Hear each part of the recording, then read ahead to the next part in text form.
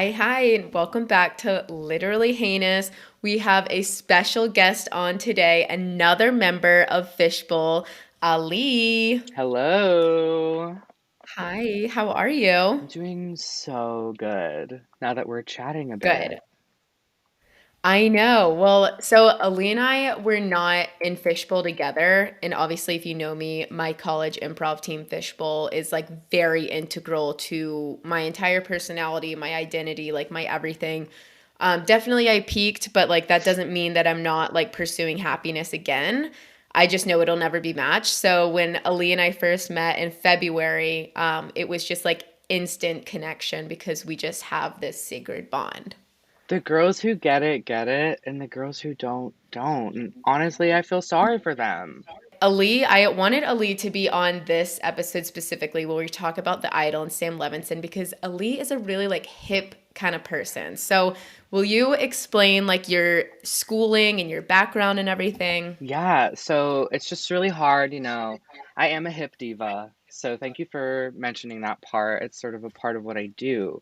I'm a getting my master's degree in women's gender and sexuality studies at the moment, and sort of the research that I specialize in is in pop culture. So, yeah, I've found a way to like make my job be talking about like Twitter feuds and like discussing the Obsessed. best like shitty reality TV and the most dramatic edgy dramas. That's like kind of what I talk about for my job. Yeah. So like what kind of pop culture like did you grow up on? Like what was your like early introduction to pop? It's so okay. It's gonna like make no sense, but bear with, okay? I come from a Okay. melting pot of a family. This should be like indicative of what the United States says they think it means, but I'll tell you, you'll see. I had a lot of weird different references. So my dad was always listening to Arab music, and I know that's not pop culture, but I just became interested in like non I guess non-popular mainstream music pretty early on. But then I got Mhm. into like fun queer stuff, like edgy Yeah. queer, like alt music. So pop culture there, little queer music moment. But Yeah. the big thing that I've sort of, the thing that I do for my job, the thing that I love to write about and talk about, is like shitty stuff. Stuff that society says is not worth our time to talk about and think about. So like reality Yeah. TV. I love reality TV. Comedy, when it gets grotesque a little. I feel like comedy is a place where we talk about a lot of political things. And sometimes it's messy. And I like that. I Mhm. like that. Reality TV comedy and then like teen dramas. And so Okay. specifically teen dramas because I was a little Pretty Little Liars girly.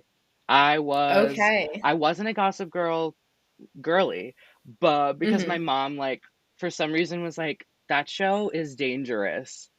Yeah. But the Pretty Little Liars she was like I don't She was okay know. with it. So did you read the books Pretty Little Liars or did you watch the show? That is a funny question. I wanted to read the book so bad. I wanted to, but I was afraid. I low key was like I would be outing myself to all of these people. So I was just thinking about this morning, but I have like a clear, distinct memory of reading Pretty Little Liars when I was in sixth grade. And I would go into my bedroom closet and like turn off the light and get a flashlight and read the book in the closet because I was so afraid of my parents seeing me read Pretty Little Liars, which is like looking back so absurd. Because, first of all, like it looked so sketchy. Like if they were to come in and me just like crawl out of my closet, like what were you doing in there? Like I at least could have like hidden, like had another book like nearby. And also like reading is reading. Like it wasn't 50 Shades of Grey. Like I don't even think my parents would have taken the time to look it up. They were pretty laissez-faire. But yeah, so teen shows, I think that I mean there's always going to be an interest in like teen shows as opposed to like and I think that's why with like Euphoria a lot of people are like it's so uncomfortable watching something about high schoolers. But like why is all the best media about high school? I know. I It's so strange. I feel like there is a sort of like because it's so taboo is what makes Mhm. it's so shocking. And that shock, Yeah. it creates like a spectator, like a spectacle. And everyone wants to Yeah. tune in and see, is it as bad as people are saying on Twitter? You know, Yeah. it works. Yeah. So with The Idol, so The Idol obviously came out on Sunday. So this is Sam Levinson's other kind of brainchild. Well, really, it's like The Weeknd's Yeah, brainchild. So The Weeknd, Abel Tesfaye, is that how you pronounce his last name? I think. I think so. So this show was Abel's like brainchild. Like he came up with it. So in June 2021, the weekend he announced that he would be creating, executive producing, co-writing this drama series for HBO with his creative collaborator Reza Fahim and Sam Levinson, who was the creator of Euphoria. So Sam Levinson, okay, walk me through what was your experience with Euphoria, and then like I will tell you mine. Sure. Okay. So immediately it did not catch on for me. It really didn't. Yeah. But I saw the way it resonated with people online. And so I gave it a Mhm. rewatch, like while season two was happening. And I Oh fell in wow. love. I fell in love, and I think it's because I started with the pandemic specials where it was just Okay. an intimate diner conversation between two people struggling with like drug misuse disorders, and then like the therapy session with Hunter Schafer. I thought those Yeah. were so cool. Yeah. I actually watched Euphoria season 1 like as it was coming out in summer 2019. I Whoa. know. I was an OG. I remember because I was interning in Detroit for the company that I work for now. And I like remember this clear as day. Like my boyfriend, he was out of town for a weekend, and like my roommate was out of town. So I was in this big apartment alone, and like I'm on Twitter and people are like talking about Euphoria because I was like really on Stan Twitter because that was like the height of my Ariana Grande obsession. People were talking about Euphoria, and I was hooked like from first episode, and I remember being like, where the fuck is the next episode? And I was waiting like week to week for it to come out, and no one was really talking about it. Like a few people were, and it didn't blow up until like a full year later, a full year after it had come out, like on TikTok. Yeah. And just like with quarantine, like people being at home, and then there was like the TikTok trend to like this song from Euphoria, and people would like film themselves like like falling on their bed and then coming back up with like the makeup on, and that's when like the Euphoria makeup was really big, and people were like try it at home during COVID and like watching Euphoria, and then I became like re-obsessed because so I like watched it again because everyone else was talking about it. And when season 2 came out, there was just so much hype around it. Like the hype around season 2 was insane Yeah. because like it came out in February 2022. So this was like a full 2.5 years after season 1, all of these delays. And then this was after Zendaya had won the Emmy. Hmm. So at this point, Euphoria is critically acclaimed. Like Zendaya has the Emmy, and their own stars like kind of start rising up, like Sydney Sweeney, Hunter Schafer, Jacob Elordi. So then it becomes like an ensemble Yeah. cast, when before that it was like a bunch of nobodies and Zendaya. When season 2 came out, me and my roommate were seated Hmm. 8:59 p.m. We would order like pizza or pad thai, phones on do not disturb, eyes glued to the TV, like would not speak a word. Like it was like Bible study. And if I had to miss an episode, like because I was traveling or whatever, I couldn't go on my Devastating. phone because like I couldn't go on Twitter, I couldn't go on TikTok, I could not because the spoilers would be everywhere. It was a cultural reset. It Everyone, like it what? brought us together, right? Like the pandemic was so weird, anyways. And we were Yeah. just all on Twitter, Yeah. right after Euphoria night, just sort of like, what is going on? I did the same thing Euphoria season night. two. The same thing season two. Yeah. I know. That was kind of a catalyst for me starting my podcast too, is after my roommate and I would watch the episodes, I was like genuinely like, we need to do recaps because we would have the most like intense conversations and dissect everything. And that's when I like really first started thinking about like, God, I wish I had like a channel, or I wish I had like something to talk about this because I just have so many thoughts. And I was obsessed. Like, I had pretty minimal complaints about season 2. And it really frustrated me, like, how much negativity there was around it, and, like, kind of the lack of media literacy from everyone Yeah. watching it. Like, they would get, like, if something was brought up in one episode and the next episode it wasn't brought up again, people would like lose their mind about like how bad the writing is. But it's like if you just give it a sec, it'll come back in a few episodes. People, it is a little like, it's interesting, right? I feel like people Hmm. are in like a social media mindset of how they're like expecting traditional media to work a little bit. Like the plot needs to be boom, boom, boom, boom all the time. And it doesn't really leave space for like artistic, creative expression if we're expecting like to be like constantly like stimulated or like constantly like whoa, whoa, whoa. And I will say Yeah. Euphoria was good at that. But I feel like there were those moments where it was just like, yeah, like we're not focusing on this climax from the other episode. There's so many other things we have to address too. And you're probably going to be grateful for it because they just made this the whole plot better and stronger. I don't know. Yeah, I think with like shows like Succession, where it's a really thick plot and it takes kind of a mature audience member. Like, I am too dumb for Succession. So, my boyfriend and I were saying, like, when the last season was coming on, I was saying, like, oh, we should do recaps. Like, you and me, like, we should do recaps on Lit Hane. And after the first episode, I'm like, huh, what, who? Like, I have no idea what's going on. So that idea was scrapped. But like with Succession, like there's all these little subplots, and sometimes they don't get brought back. But then at like the last episode, like everything comes out. And God, Euphoria. I mean, just, I think my favorite part about Euphoria is the backstories. Yeah. Like with Cal Jacobs' backstory, like with him and like Derek, like I still think about that. And that was definitely my favorite part of the show. And then just the cast that it gives us and just like the visual beauty.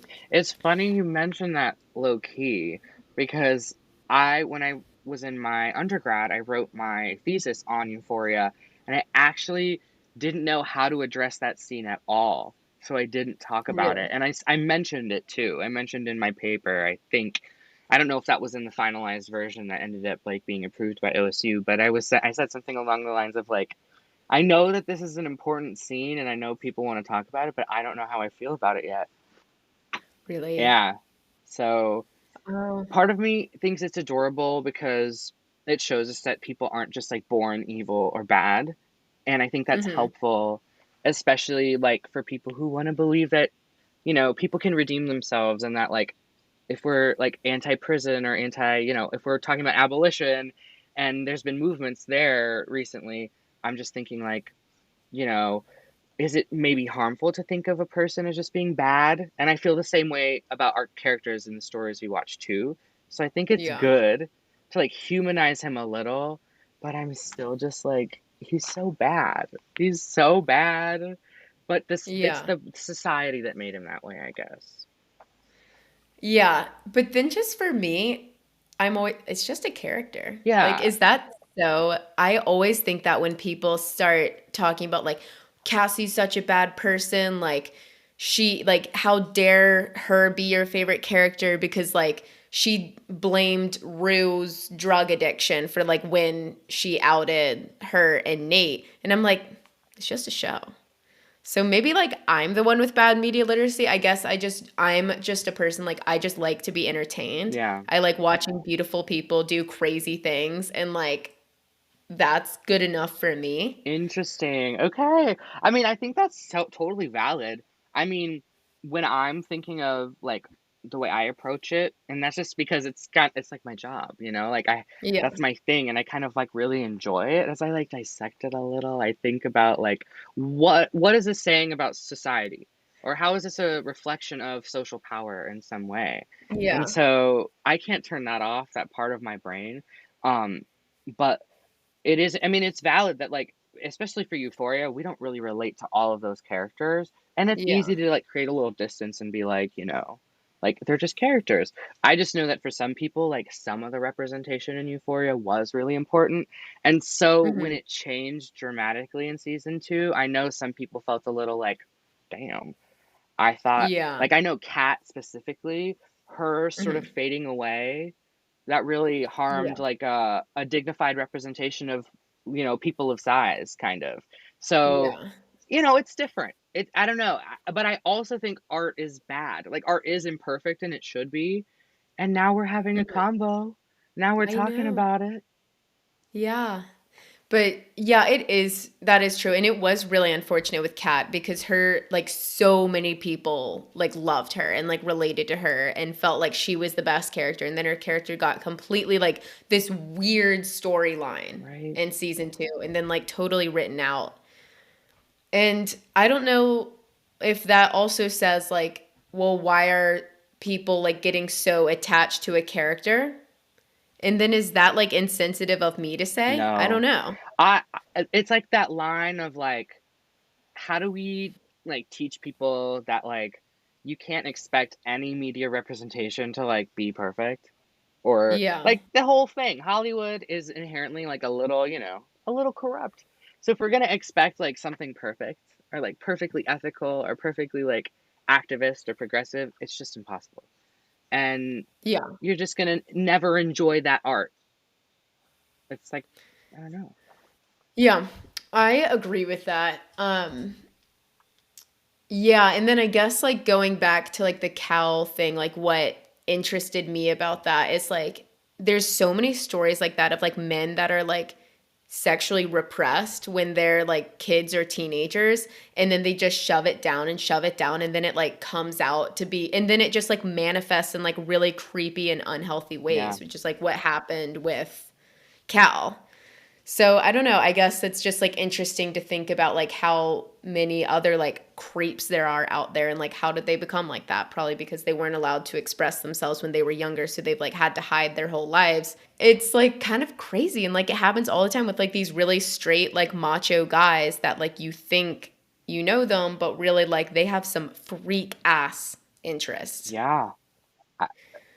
It's really scary with some straight men because I'm like, wow, we just view the world in fundamentally, ooh, Mhm. wow, you don't think about the way when I walk in public, I'm like, hmm, what's going on? How am I being perceived Yeah. a little bit? Just to like, make sure, just to be safe. And when I see men sometimes like have that like Yeah. effortless, just macho-ness and confidence, I'm like, hmm, Yeah, like to be a man, like to be a man, you know how men are like walking and then they'll just spit on the ground with no regard to people walking in the opposite direction. none. And you hear it. It's audible.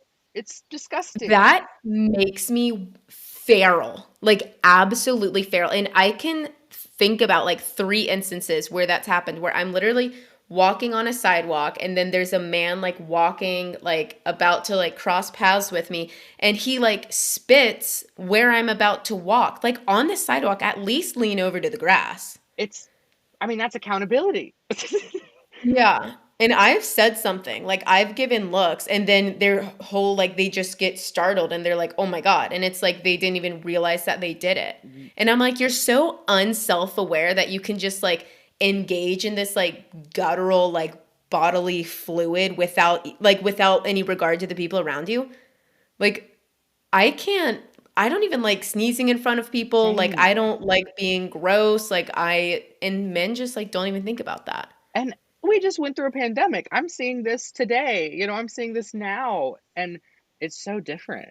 Like just a bit of It's spittle so is crazy. not the same Yeah. as it used to be.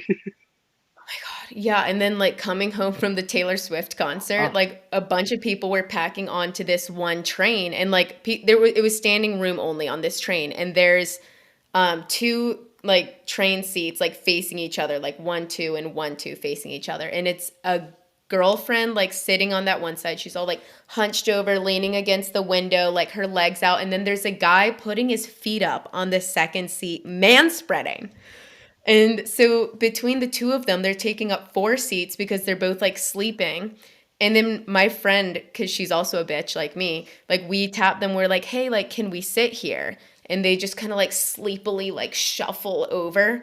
And the man is still like putting his feet up on my friend's seat and then like man spreading in front of me. So like my legs are like towards the aisle. And I was just like, God, men are so stupid.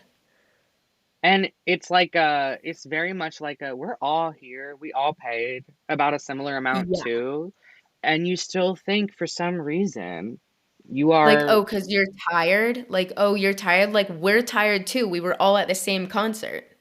You're tired. We're tired. I think we're all Oh, tired. yeah, I think we're all tired. I actually like don't ever say that because like justice for Victoria Justice. And You don't know? I have. What is the Victoria? What justice needs to be granted to Victoria Justice? You know, like, wait, were you saying like I think we all Yeah, do that? yeah. Like Do the. you know I what think it's we all from? sing. Yeah. Yeah. Like the video, like when Victoria Justice like said that like 13 years ago, it has like haunted her. Like people still bully her to this day. And Ariana Grande has like commented on people saying it like shut the fuck Oh up. no, she hates Like it. Ariana Grande has said something like Victoria Justice has spoken out about it. She's like, I still can't post anything without people commenting that. So that's why like I don't say it anymore. Darn, I didn't know that. Okay, I'm gonna try not to say it either, but that it's. I hate to say it. It's a little funny, but it's mean. No, it like is funny, but it's like I feel because that video like created a whole It narrative that did. kind of like derailed Victoria Justice's career. I know because everyone was saying like she's the reason why Victorious actually got canceled or something, and that's not fair. Yeah. Anyways, so Sam Levinson Gould, just kidding. Sam Levinson, he is the son of of Barry Levinson, who's a movie director. He directed like a few pretty prominent movies in like the 80s and 90s. Have you seen Rain Man? Yeah, Yeah, so he directed Rain Man, which talk about what something that would get canceled in today's day and yeah, age. Like I watched it recently and I was like, this was okay. Um, right. Oh my because gosh. it's yeah, it's basically just is who plays like the son or the like is it Dustin Hoffman who plays like the special needs brother and then like Tom Cruise and it's like Tom Cruise has to take like his special needs brother like under his wing Yep. but like Tom Cruise is like really mean to him like and also like Dustin Hoffman is not he's like actively playing like a mentally handicapped person that would not fly today. No. It was good, but like in the same way that where I'm kind of sitting there like I feel like I shouldn't be liking this movie. So he directed that in Wag the Dog, which I had to watch it for one of my journalism classes. It was like a pretty good movie. It's like about like media and politics, and just a couple other movies. So nothing like super super crazy. But Sam Levinson is a nepo baby, as we call it. Yeah. Um, so he is like the father of Euphoria, which obviously like is a great show, undeniable, but like he has always one of the biggest complaints about Euphoria is like all the nudity and all the sex and like people debating like is it even necessary? And then the fact that they're like supposed to be in high school. So like in a way it can be like kind of felt like you're watching child pornography Yeah. almost. It's almost like a loophole to it in a way. Yeah, it is like a loophole. And it's in the sake of like, the excuse is, well, they're adults, but they're just pretending to be teenagers. That's not better to me. Like, those are both Yeah. bad things. It is just uncomfortable to watch these really graphic sex and rape scenes. Like there's like sodomy, like Ugh, unconsensual sodomy, like the child rape with like Jules and Jules. Nate's dad. So it's all around just like an uncomfortable watch and it's really dark, but that does not stop it from being fully addictive. Like it has, like we mentioned earlier, it has just produced like so, like it's given so much of pop culture. It's given us so many celebrities and like so much to like feast on and like super highly anticipated. Right. So when I first heard about The Idol, I was lit. Like I was Yeah. pumped because I was like, fuck yeah, like The weekend. Actually, I didn't really care about The weekend that much, but I'm always like intrigued. Sam Levinson and then like Lily Rose Depp, who, I have no like allegiance to her, but she's one of those people that's just like so pretty. Like I will enjoy watching her do anything. Yeah. She's got that pretty privilege on lock. She knows how to swipe that card. Okay. Yeah. She's beautiful. So I was excited. And then I also just enjoy like celebrity stuff in general. Like I love shows about celebrities and shows about pop stars because like I like that stuff in real life. So I like watching caricatures of it. Yeah. So it was ordered to series in 2021. And then originally this woman named Amy Seimetz was supposed to be the director. So She shoots like 80% of the show. So the show's like pretty much done. And then in April of 2022, so like a little over a year ago, she like abruptly left the show.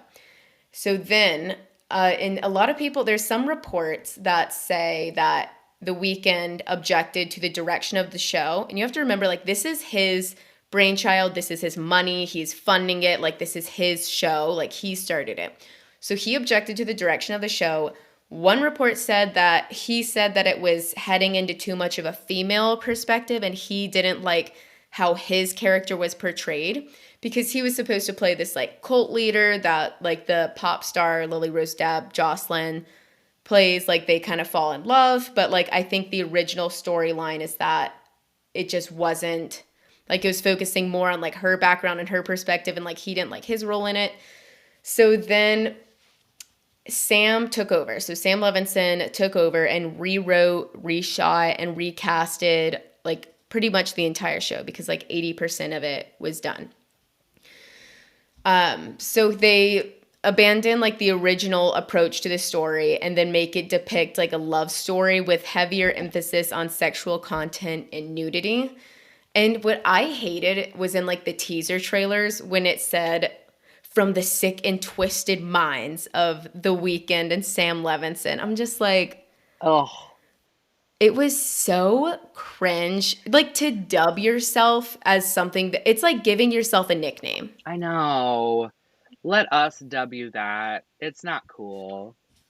Yeah, like it's just not cool to do it yourself. Like I am not anti like dark stuff, twisted stuff. Like I would say like Gillian Flynn. She's like the Yeah, sick and twisted, you know, like Gone Girl, sharp objects, but like if she were to call herself that, I'm like, "Oh, so you know what you're doing." Like it's almost cooler when like you put out art and you just like you let people receive it. Like don't like I it was know. weird.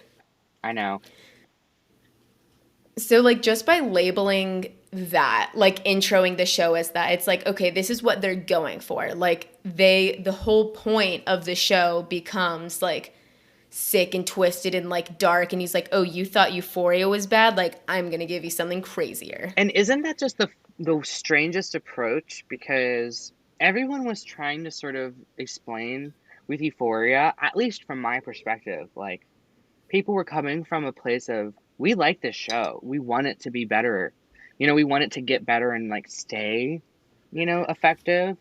And like it's funny how he kind of doubled down. He was like, the Yeah. one criticism you guys gave me, well, I'm gonna take it to a whole other level. And to me, that says there's an ability to listen there. There's like an ego Yeah. thing there. And God bless. I mean, he's in the power, so I can't really act like, he's not going to do something he doesn't want to. And the same thing with The Weeknd, right? Like, if it's his Yeah. money, it's his baby. It's just unfortunate that the complaint was that it was going in too much of a female perspective because Mhm. what I had felt was so fun about that trailer was it felt like it was directly um, having a conversation with the Free Britney stuff and the Britney Spears stuff. And I mean, maybe a lot of us set ourselves up for failure with this show or setting our, these unattainable expectations. But yeah, I low key kind of thought it Yeah. was going to be more intentional and compassionate to her than we were going to be shown from that trailer. I thought they were going to flip our expectations a little bit more. But it's episode Yeah. one, right? Like, I hate to be that Yeah. girl, but one episode? I love that we're already having a conversation about it, but let's see.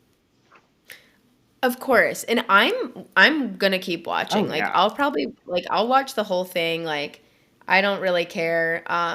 But yeah, I think like what you said, like there was a lot of excitement originally because like Euphoria is like a million years between seasons. So we're like, okay, like Sam Levinson has a show coming out with this kind of like aloof nepo baby Lily Rose Depp. Like she's not very like she's not in your face. She's not like a Hailey Bieber. Like we don't really know a lot about No. her. Like that's why I was excited to see her. I'm like, oh Hmm. cool, like this is going to be good. So then a Rolling Stone piece comes out, a scathing article from Rolling Stone comes out this past March, and that completely like flips the narrative. Like for anyone that was like looking forward to the show, because I think there was like, and it's hard to like have hype around something that hasn't really come out yet. I like when it's so far out. Right.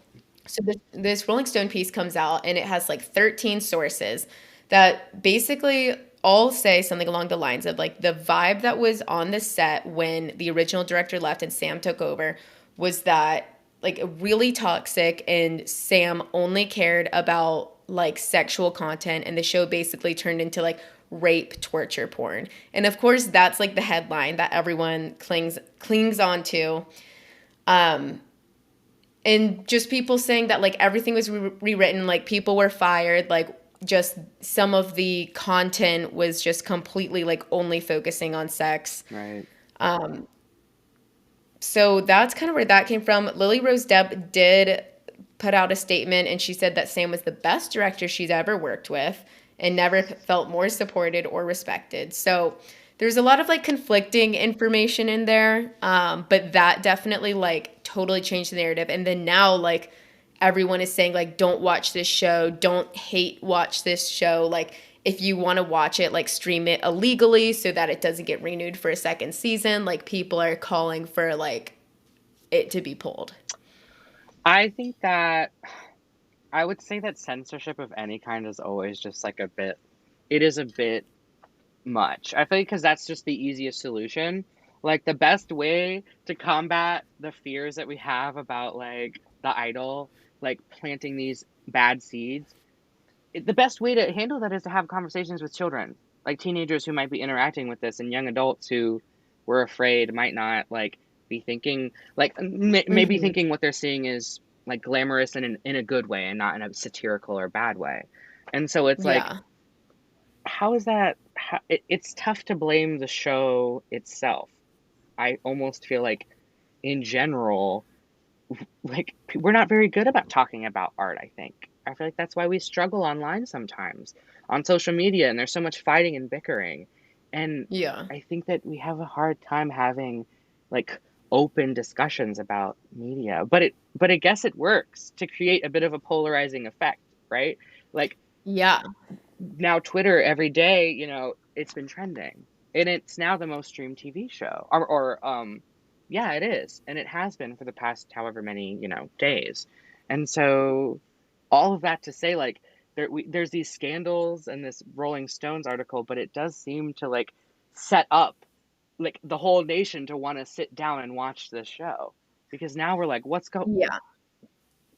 I think that okay, I'm a firm believer no publicity is bad publicity. completely? So I think that this Rolling Stone article, like maybe it made a lot of people like hate the show, but it did wonders for getting people interested. Because I think if the Rolling Stone piece hadn't have come out, the people that would have watched it, like the Euphoria fans, like the people like our age, like 20s and teens, they would have watched it and just said like, "Oh, this is really bad." Yeah. And people would have just come to that opinion on their own, and then like that would have like echoed, like the critics would have come out, like the fans would have come out, and everyone would have been like this show is bad, so then like the lay people, like it just is a ripple effect, so then like nobody would watch it. But now like with this piece coming out, like everyone's talking about it, and everyone's been talking about it for like a month, and it's like all anyone can talk about. And it also like it has a pretty star-studded It cast does. too. Yeah.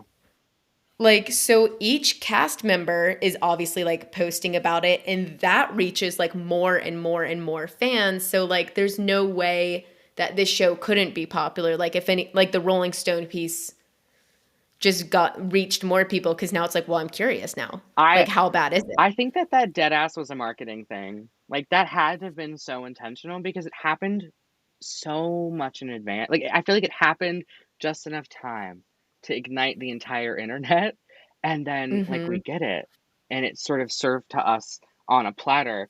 And the reason why I think this is all a little more like set up than not, like conspiracy brain, like Yeah. whoa, what am I about to say? I'll tell you. I feel like because Sam Levinson, once he joined and once The Weeknd had more control and they had to stall and spend millions and millions more, like $20 million more, Mm-hmm. this is now like a humongous investment. And I think share like it Yeah. felt really meta a little bit. Like it genuinely Yes. feels like when they're talking about Joss, they're talking about the show. Yeah. And I do think that like they needed a return on that investment. That 54 or 57 million dollars that went into the production of Yeah. just season 1. It's sort of like of course the marketing is going to take a more complicated and maybe more expensive approach. Yeah. I can see that. I don't because when I read the Rolling Stone article, which is long and thorough and has a lot of sources, like it's a very well written piece, I it didn't come off to me like a marketing play because I don't Mm. know why. I mean, I guess like anything could happen. Which is also like Wag the Dog. Like this is literally the movie that like Sam Levinson's dad directed. Like to wag the dog is when like the less powerful entity, like usually like the government or like whatever, like controls what the media says. Like you're wagging the dog, like you're I don't know. Whoa. So like maybe it is like crazier than we think. But like I don't know. I don't really think it is. I'm not a conspiracy theorist. Like I'm not one of those people that's like this is PR. Like I just because I kind of just take it things for like what they are and like I don't know. And I can imagine why Sam would want to and then but it's like these sources like Rolling Stone like wouldn't make up the sources. I don't know. Like That's I true. believe that there's genuinely people on the set that like had those thoughts and had those experiences, but there's also people that like had positive things to say about it. Like the cast is good. The cast is really good. I'm obsessed with Rachel Sennett. Yes, she carries. She carries. She does I carry. know her shoulders hurt. Yeah.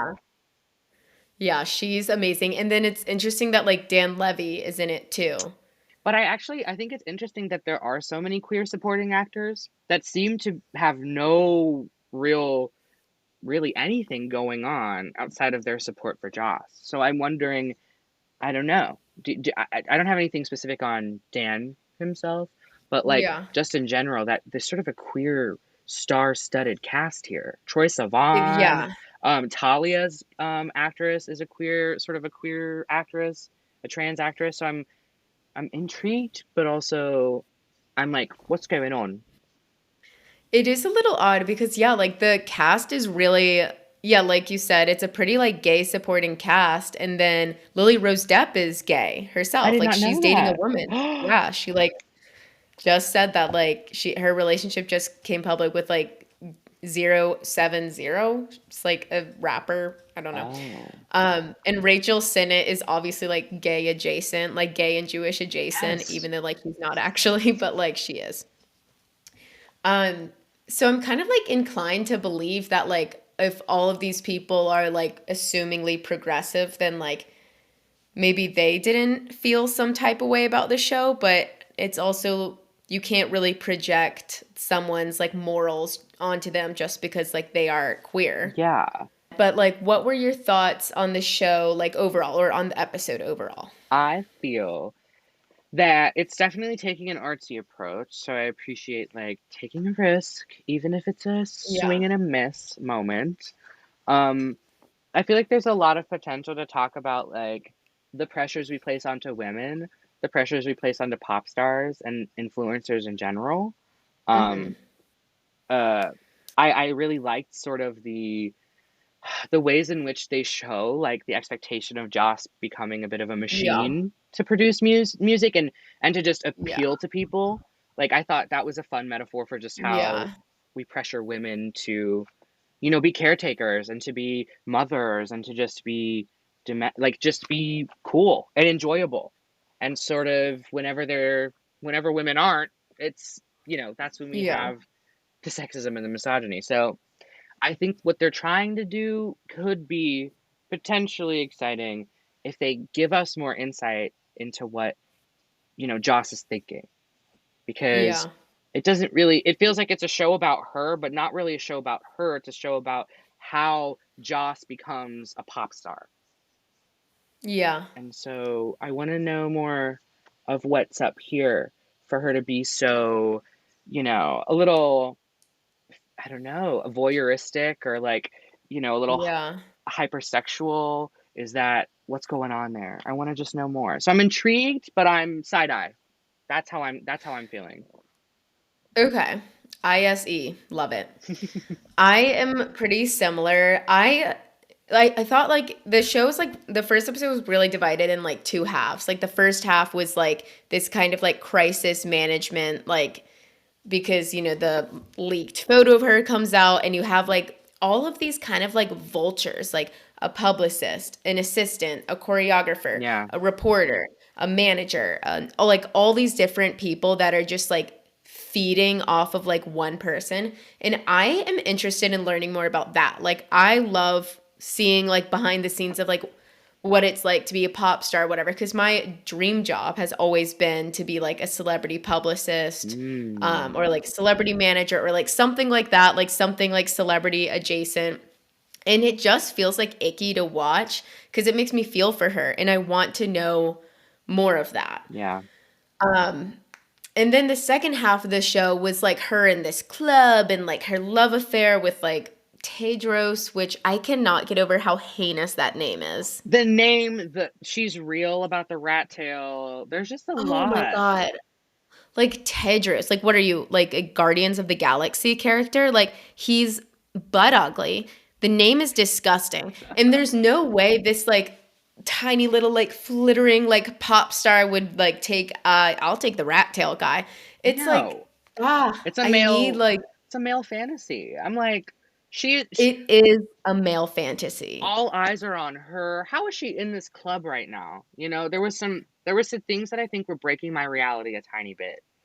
And Yeah. it didn't ruin it, but it was just like even just the fact that she's into the weekend's character is a little like Yeah.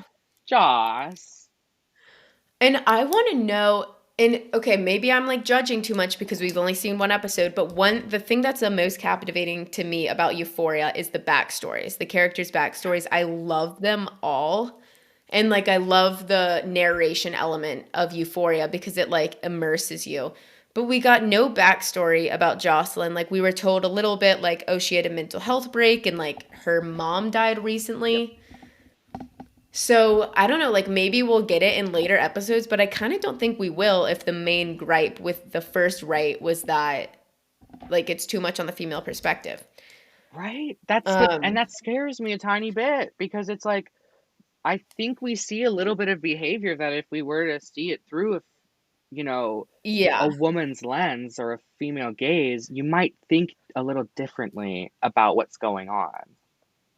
I think so too. So this show, the way that like I'm reacting to it reminds me of like how I feel with like Green Book or like The Help or The Blind Side, where it's stories about like a person of color or a people of color or some kind of like minority group, but if it's not told through the right lens, it feels uncomfortable to watch. Yes. It feels out Like of touch. It can feel exploitative when, yeah. because there's a weird, like, pornographic element to something that's like Yeah. makes white people feel progressive, if that makes sense. Like, sometimes I think that movies that are about serious social issues, that have like the stakes are already a little high for that type of Yeah. representation anyways. And when it Yeah. sort of ends up being like a feel good movie for, you know, white folks to feel as though there's like racial Yeah. harmony in the world, I'm like, ooh, Yeah. ooh, If I'm watching a movie like a that's about like a black person or like it has to be directed by a black person or else like I won't believe it because I'm the whole time I'm like, is this okay? Like the first time I was in middle school when The Help came out and I like ate it up. Like I was yeah, like, this is the best movie ever. And then I rewatched it and yeah, I'm like, God, this was like written by a white woman, like directed by a white person, and the whole like hero of the story is like Emma Stone, like telling stories that weren't really hers to hers. tell. Nope. And yeah, it's the same thing about like The Blind Side too. And then like Green Book came out like in a more progressive time in 2019, and that's why everyone was like guffawed that it won Best Picture. Right. So I think if you're going to tell a story, and this isn't to say that like men can't write about women. Like Yeah. obviously I think Sam wrote Rue, like Zendaya's character, like beautifully. But like it's uncomfortable watching like a woman be like sexual when it's written by a man because I'm like, that's not how it is. Like I think about Fleabag, like a Yes. show that is very like sexual, salacious, but it's like it's written by a woman or like girls where like you can just tell like it's like this is Made by and more for, accurate. someone who understands like femininity or womanhood to an extent, right? Yeah. Oh, And that's why like The Idol's uncomfortable to watch because it just feels like I'm watching Sam's fantasies.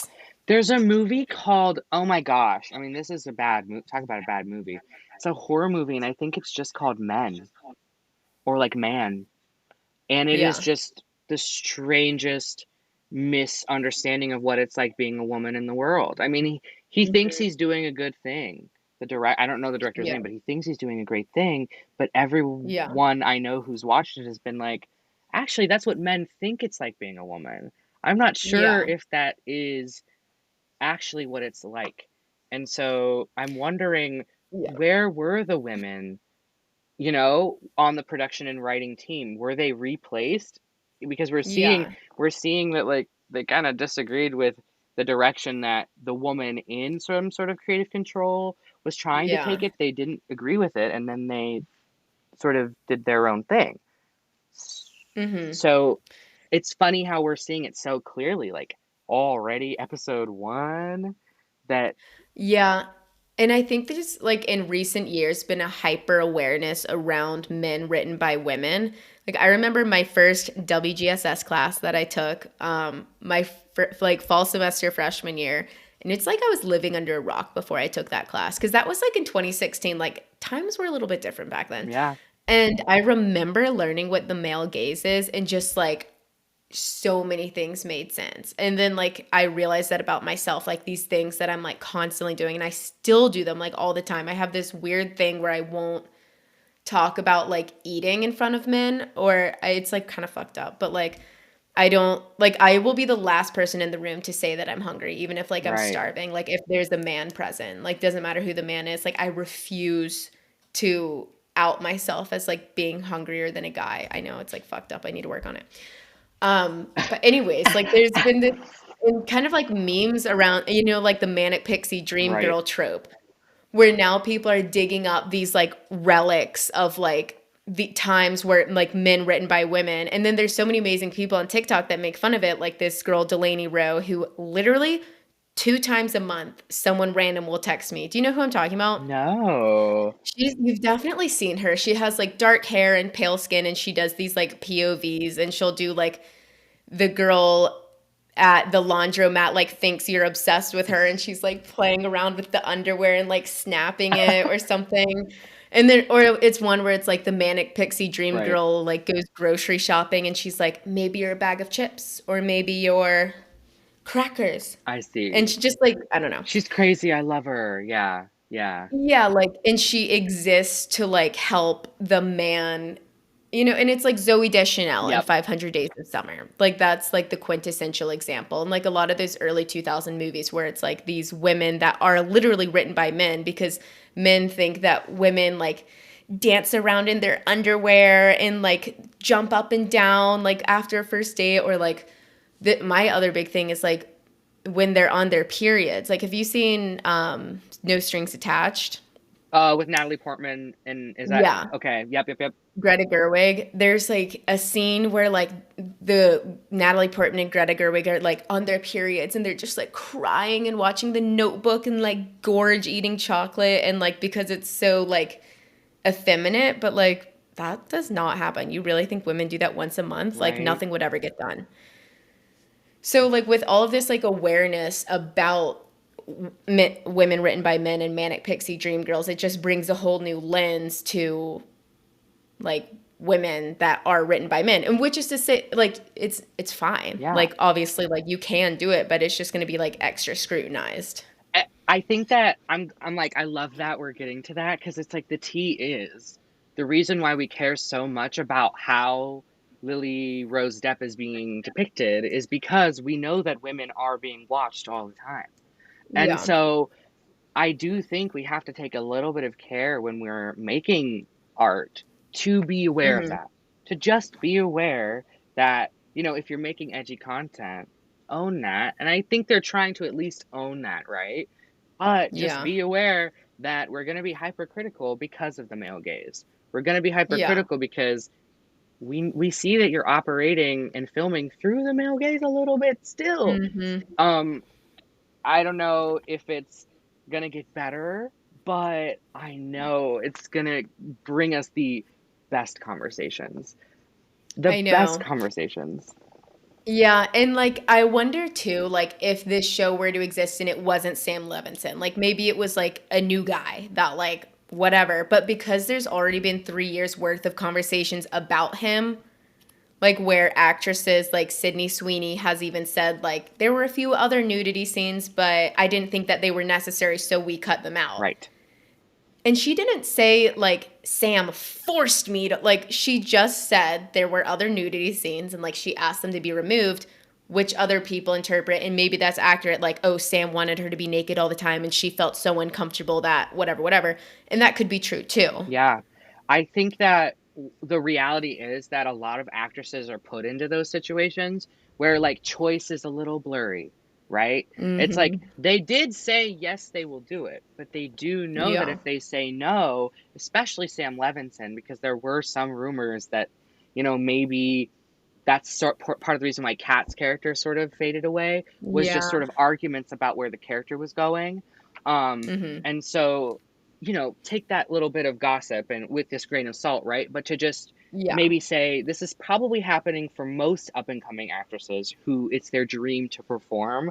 And so they maybe cross boundaries that they wouldn't want to otherwise, but it is the best Hmm. financial decision.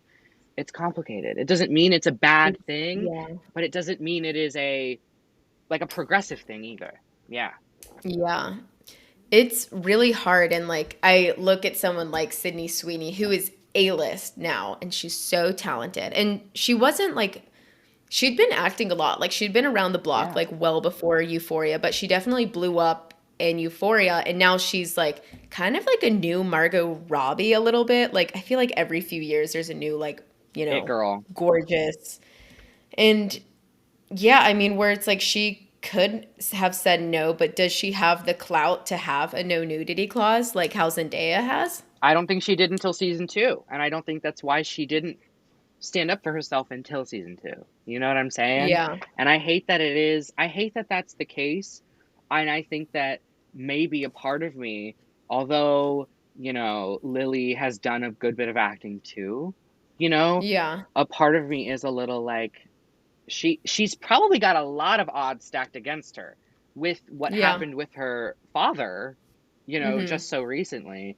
I feel like there was a lot of pressure for her to like succeed without her father's like I don't know, like like being in her father's shadow or like despite all the awful controversy that occurred between him and Amber Heard, Yeah. like how can she forge a path? So I can even see how that choice is even more complicated. Um Yeah. so I think the casting decision is really interesting because of that. So I hope they do something with it, but I don't know. I don't know. Yeah, I think if Lily Rose wanted a no nudity contract, I don't think she would have been casted. Exactly. Because The Weeknd had a clear vision. Yeah. And I know it's probably to like critique patriarchy, but when it's coming from a creepy Yeah. patriarchal tone, it just feels weird. And his song lyrics like are questionable too. Like just kind of like Girl. rapey, honestly. And like it's like you put the two like worst guys together, like obviously this is what's gonna happen. It's two bros, it's two dudes. And they Yeah. just bounced ideas and they were like, dude, that is the best idea. And they just did that for the whole season, probably. You know what I mean? Like, wow. Yeah. And so it makes me wonder, like, who do you think the target audience is? I think that HBO, normally their target demo, at least when I was doing research on like Euphoria, their demo was something like 16 to like 35, I think. Like their target demo that they want to reach for their like premium scripted Yeah. dramas, that is sort of who they cater to with the majority of their programming. Men or women or either? Both. It just depends on the show. There are some that are a little Yeah. more oriented towards like masculine, like a version of masculinity and femininity that just like appeals and it works. And I think that like a lot of it is also teen dramas, which is even more interesting. Like Yeah. age wise, we can see the gender demographics, but like there's really not a lot of content on HBO about old people other than content that appeals to like young people believing old people kind of suck. Like White Lotus or Succession, we kind of hate the Yeah. older people in those shows. So yeah, for the little young adults, I and the high know. Because schoolers. yeah, I always thought that Euphoria was a really progressive show. Like when I was watching it in my isolated state, like when I Yeah, was first watching it, I didn't have anyone to talk about it with. No one was talking about it online. It's like watching a TikTok with the comments off, and you're like, oh, I guess I got to form my own opinions now. right. Like I always thought Euphoria to be really progressive. Be- you know? I think that it is and it's not at the same Yeah. time. I think the drug stuff is so progressive. Like the depiction of addiction, the depiction of like struggle. What parts did you really like? I know you talked about Cal a little, and I guess I don't want to belabor the point too much, but I do want to know like what really resonated. Yeah, The like Jules storyline. true. Like I'd Yeah, never seen transgender representation like that ever before. yeah. I think it's like I think any trans representation is important because of like also just how transphobic a lot of legislation has been. So I think you're Yeah. right, and I think you're right. Like the two things that I sort of I guess praised the most in my undergraduate thesis was like the depiction of like disability and addiction, and also Jules's character. And the rest I was critical of. Like the rest of it, I didn't say it was awful, but I do Mhm. think that because Sam Levinson directs from a cisgender straight white point of view, he gets a lot. He just flops sometimes. Like with Rue, there could be more connection to police and how and hot, medical racism, or like with Yeah. Jules, it is important to showcase that a lot of trans youth are victim to predatory people and men, but the stakes are just different for Sam because he doesn't get what it's like being a trans person. And so normalizing images like that, those triggering images, sometimes just like normalizes the act of it. And Yeah. that's where sometimes I get nervous for the fan who views that and thinks like, "Oh, it's normal for me to also maybe seek that out." Because Jules Yeah. consented, right? It just the things are just so complicated, and that's why I love the show.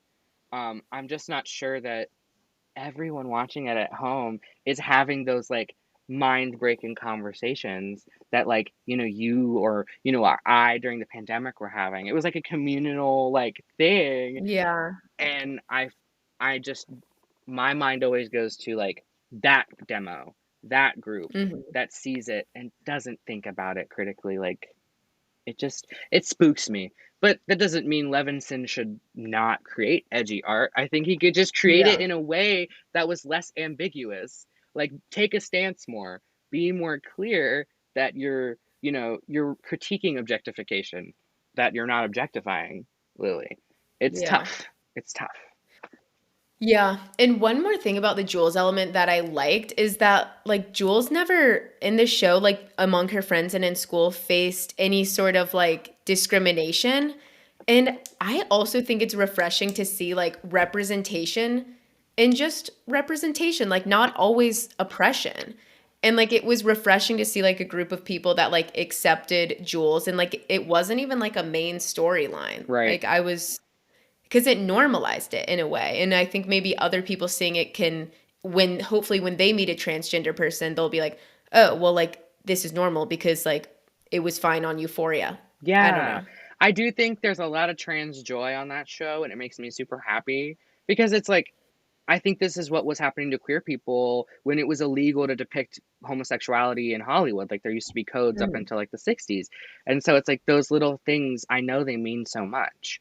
And so that's and clearly, the government and sort of Hollywood knew that, and that's why they were trying to prevent, you know, the filming of certain minority groups and during different historical periods, because it's like they don't want to like humanize queer people all the time in American history. Yeah. And so it is nice that we're in a period of, human history where we are seeing that, because I don't think we've ever really seen that, but it's imperfect because Sam didn't maybe I think Sam will never understand the trans experience, and so no matter Yeah. what, if he has the majority control, it's just never going to be exactly what we want it to be.